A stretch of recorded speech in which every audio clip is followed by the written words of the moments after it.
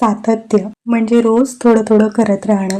अगदी कंटाळा आला, परिणाम दिसत नाहीत तरी ठरवलेलं काम करत राहणं. पण किती वेळा असं होतं की आपण जोमाने एखादी सुरुवात करतो, 2-4 दिवस चांगलं जमतंय, पण मग हळूहळू कंटाळा यायला लागतो आणि कधी आपल्याला समजायच्या आतच आपण ते काम सोडून दिलेलं असतं. हे फक्त तुमच्याच सोबत घडतं असं नाहीये, तर जगातल्या जवळजवळ सगळ्यांनाच सतत अशीच अडचण येते. पण यामागचं खरं कारण काय? आपण सुरुवात करू शकतो, पण सातत्य का ठेवू शकत नाही? याचं सुंदर उत्तर भगवंत श्रीकृष्णांनी भगवद्गीतेत खूप ठिकाणी स्पष्ट केलंय. जिथे ते केवळ कामाबद्दल नाही, तर आपल्या मनोवृत्तीबद्दल आणि आत्मशक्तीबद्दलही सांगतात.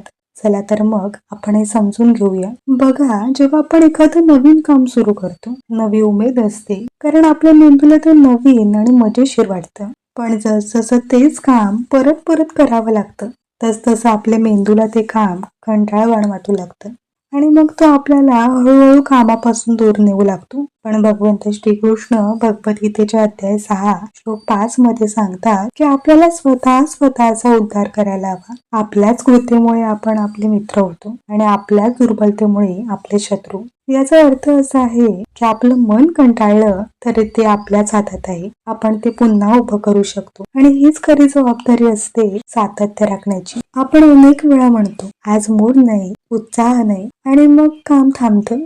उत्साह ही गोष्ट क्षणिक असते, कधी येते, कधी जाते. जर आपण काम करण्यासाठी फक्त प्रेरणेवर, मोटिवेशनवर अवलंबून असू, तर ते काम पुढेच जात नाही. यासाठी भगवंत श्रीकृष्ण भगवद्गीतेच्या अध्याय 2 श्लोक 48 मध्ये सांगतात, हे अर्जुना, तू आसक्ती सोडून आणि यश आणि अपयश दोन्हींमध्ये समभाव ठेवून कर्म करत राहा. कारण समत्व म्हणजे शांत स्थिर मनाने कर्म करणे. हाच खरा योग आहे. म्हणजेच फक्त उत्साह असेल तेव्हाच नाही, तर कंटाळा आला, थकलो तरी काम करणं हेच आपल्याला सातत्य देतं. कधी कधी आपण एकदम मोठं स्वप्न ठरवतो. उदाहरणार्थ, मला महिन्याभरात 10 किलो वजन कमी करायचे, मला वर्षभरात फ्लुएंट इंग्लिश बोलायचे, किंवा माझं युट्यूब चॅनल मोठं व्हायला हवं.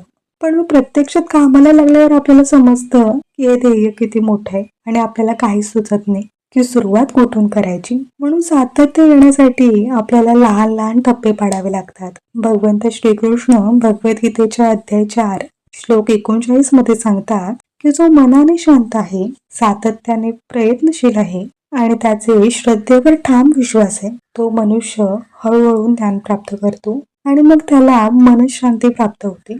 कोणतंही मोठं काम अचानक होत नाही, पण जर आपण रोज थोडं थोडं करत गेलो तर काही दिवसांनी आपण फार दूर जाऊ शकतो किंवा आपल्याला हवा तो टप्पा गाठू शकतो. काही दिवस प्रयत्न केल्यावर लगेच यश मिळेल असं वाटायला लागतं, पण जेव्हा तसं होत नाही तेव्हा मनात निराशा येते. आपण हे कदाचित करूच शकत नाही असं वाटायला लागतं.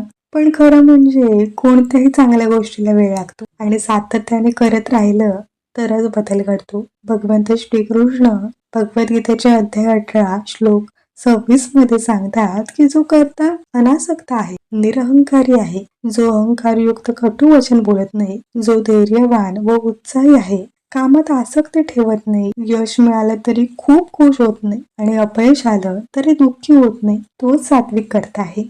आपल्याला यश हवं असतं, पण त्यासाठी स्थिर मनाने वाट बघायला आपण तयार नाही. म्हणून सातत्य ठेवायचं असेल तर मन स्थिर शांत ठेवणं गरजेचं आहे. कामावर लक्ष केंद्रित करा, परिणामांवर नाही. तुमच्या प्रयत्नांवर विश्वास ठेवा आणि संयमाने वाट बघा. यश मिळेल तेव्हा आनंद होईलच, पण यश मिळालं नाही म्हणून लगेच दुःखी होऊ नका.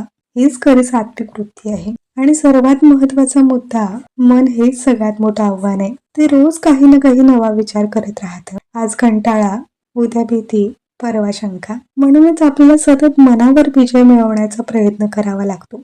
भगवंत श्रीकृष्ण 6व्या अध्यायाच्या 24व्या श्लोकात सांगतात की सर्व प्रकारच्या इच्छा मनातून दूर करून आणि आपल्या इंद्रियांवर नियंत्रण ठेवून आपलं लक्ष फक्त साधनेत लावावं. म्हणजेच मन तुम्हाला काहीही सांगेल तरी आपण आपल्या मार्गावर चालत राहिलो तर तेच आपल्याला पुढे नेतं. मनाला नियंत्रण करणं हे सोपं नाही, पण अशक्यही नाही. ध्यान, चिंतन आणि स्वतःच्या ध्येयाची आठवण याने मन शांत आणि एकाग्र होतं.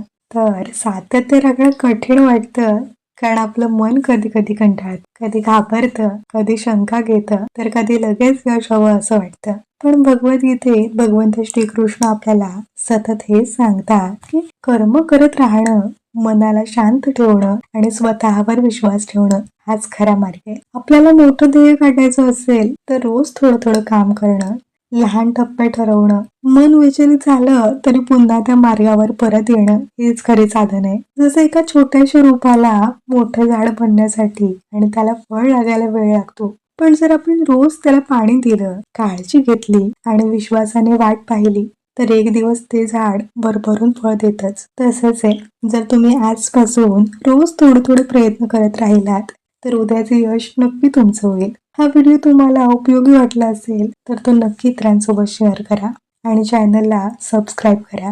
व्हिडिओला लाईक करा. स्वतःला रोज थोडं थोडं सुधारत राहा. कारण भगवंत श्रीकृष्ण म्हणतात, स्वतःचा उद्धार करायचा असतो. धन्यवाद. हरे कृष्ण.